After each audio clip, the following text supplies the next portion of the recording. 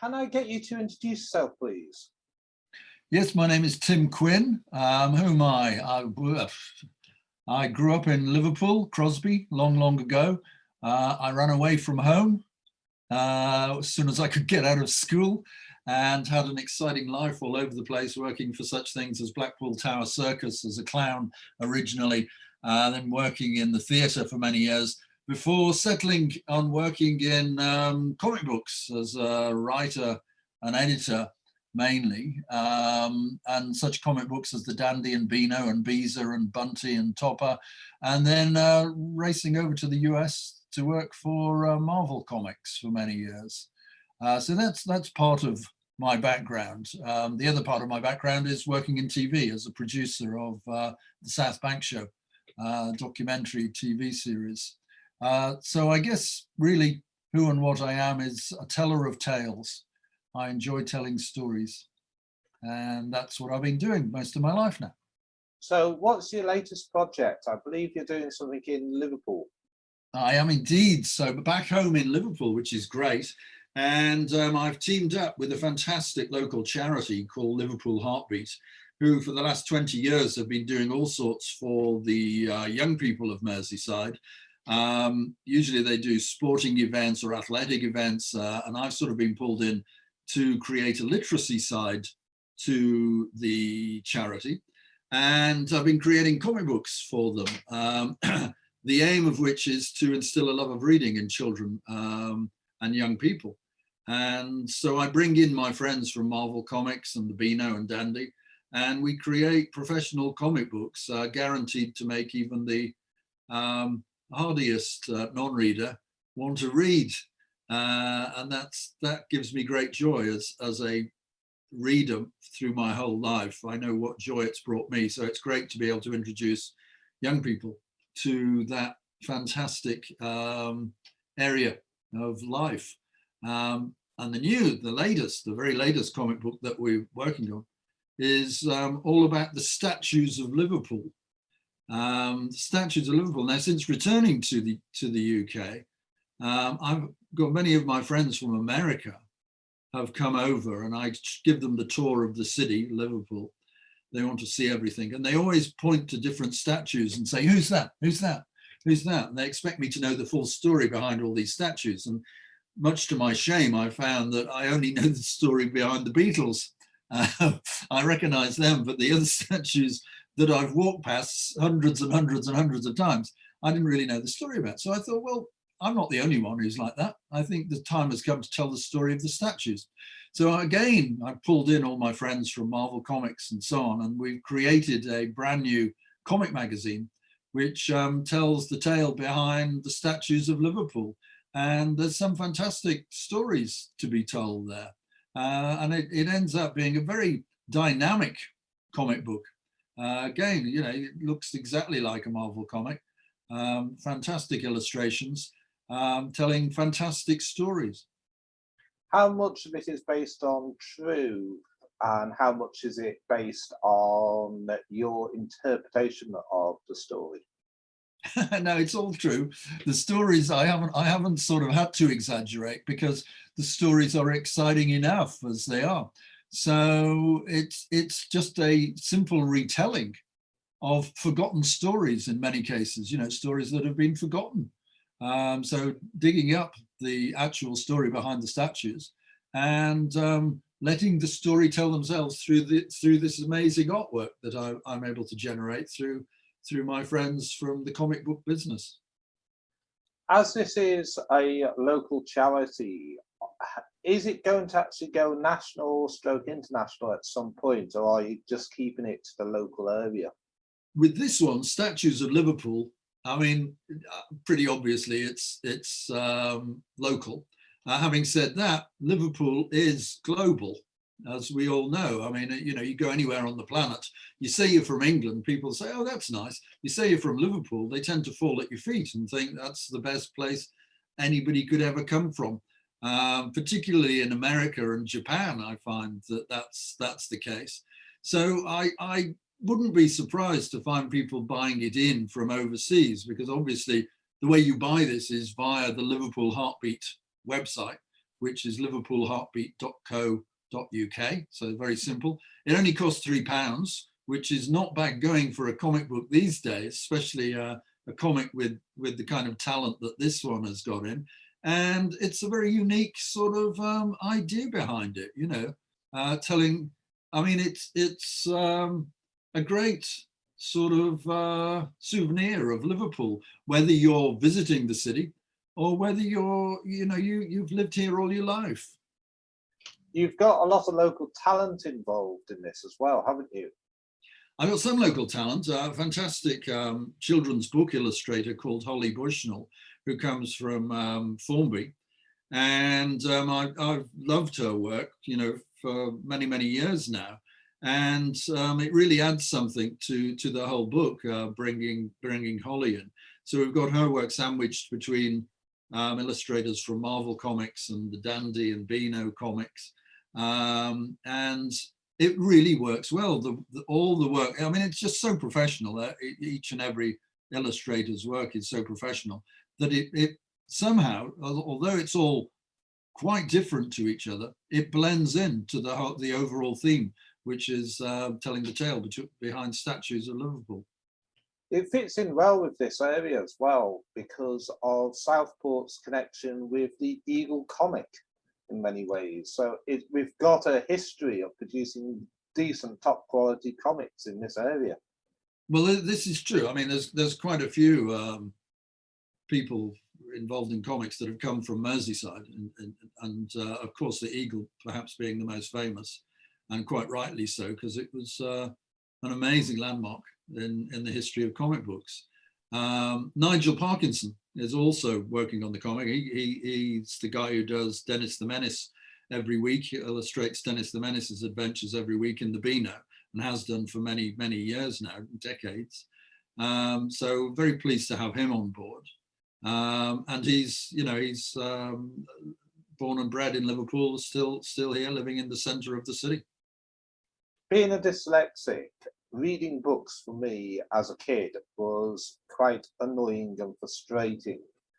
But picking up a comic was fantastic because I saw the picture, it was a nice story. Even if I couldn't possibly follow all the ins and outs of what was being said on the text, you could still pick up the story and build it up. How important do you think comics are to actually capturing the imagination of kids and getting them to read? No, I think they're very important. And I mean, I've been proving that for over 25 years now, going into schools, both in America and back here in the UK. And I do comic book workshops and I can see lights going on in eyes with what we produce within those workshops.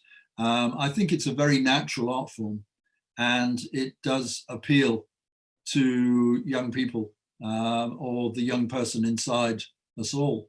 There's something about it when it's done properly. I mean, when it's done professionally, you know, that will pull in, as I said before, even the strongest non-reader will be pulled in by the most extraordinary artwork and illustrations and want to know what's happening. And it gives them the impetus to want to read, to want to figure out the words on the page. So I think it's an obvious thing, whether we're telling stories about geography or history, statues, you name it really. I think it could be used so much more than it is being used in schools, you know, on most of these subjects on the curriculum. In the world in general, I notice there's been a huge surge of people liking things like manga and stuff like that. How important do you think comic books are for the adult industry as well, to actually learn and discuss very sensitive topics? Do you think there's a market for actually using comics to discuss and debate very serious topics?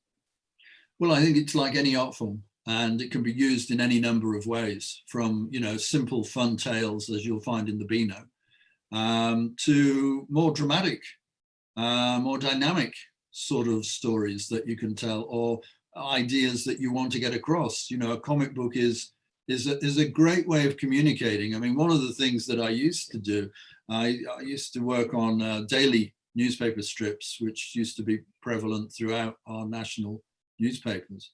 And that was a really interesting way of telling a story, because you had to tell a story in 3 pictures.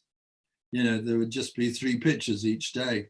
And if it was a continuing story, it'd continue into the following day and so on over, say, 78 days or so to tell a complete story. But each separate strip there, each 3 frames, had to give something to the reader and make them feel involved, and also keep them up to date with the story, so they wouldn't have to say, well, I don't know what's going on here. It's a fascinating art form, one that I love dearly, and but you know, I wouldn't limit it to any one use. It can be used in any number of ways. It's a fantastic.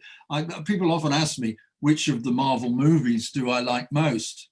And I always say, well, I like the comic books more than the movies, because I feel that if you have an artist with a pencil and a piece of paper, you can go a million miles further than the biggest budgeted movies.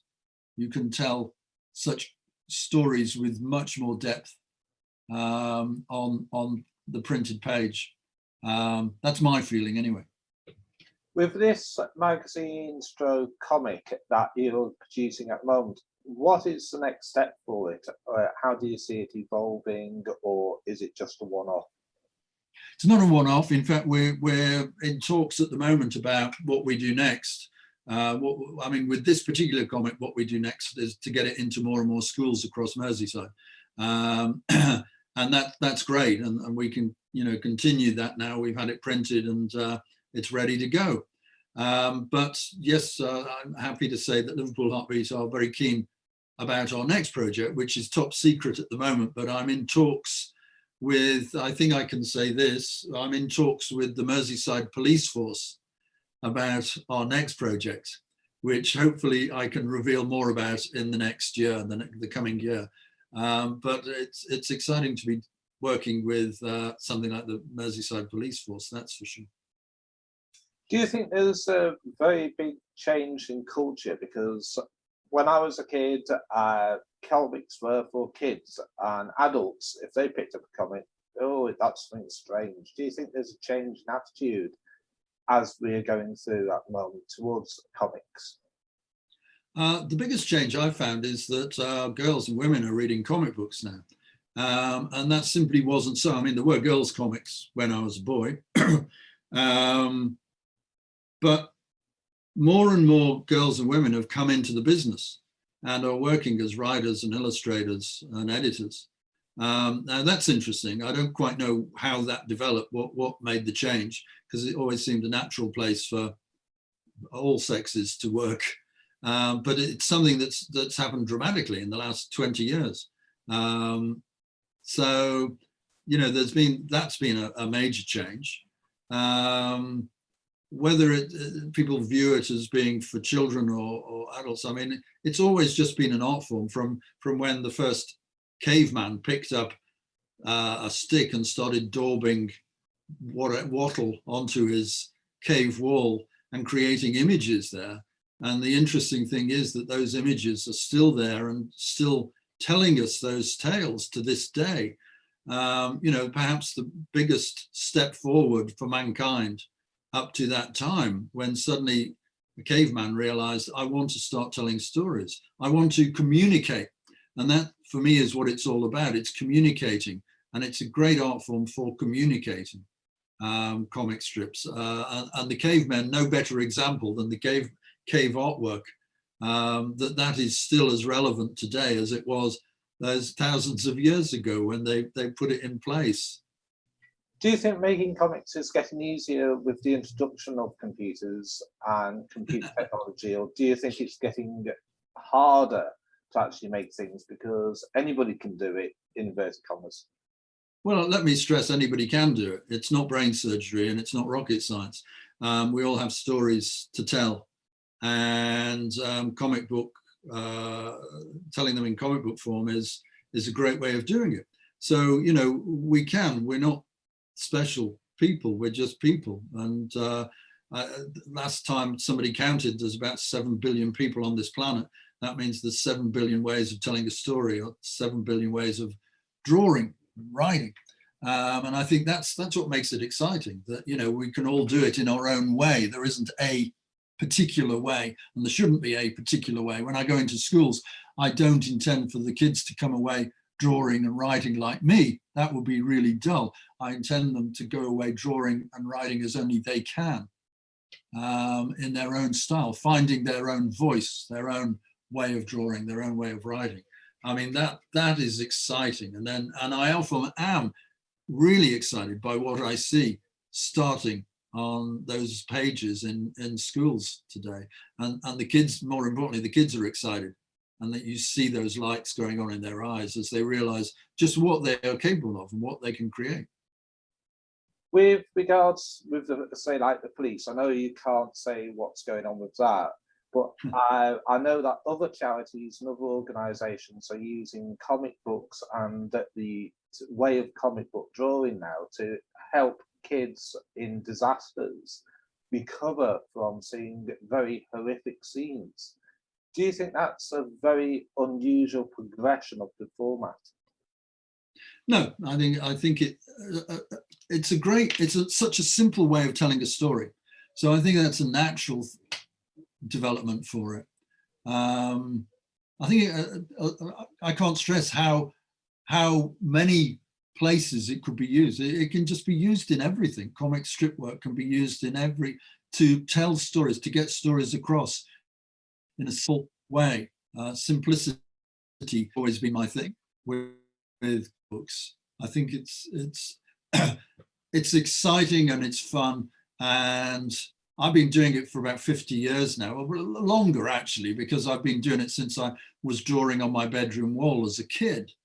And getting this new comic, you know, in my hands when it came back from the printers just a couple of weeks ago now, I was as excited about this as about anything that I've worked on in my life. And that's not bad when you've been at it, you know, all those years, to still get that buzz and thrill of excitement over a project. So it's until you've got it in your hands, you know, you're never quite sure how's it going to look, how's it going to turn out. So it's fantastic when it's still hot off the press, and it gives you that thrill that brought you into comics in the first place. Well, thank you for your time. It's been absolutely fantastic talking to you.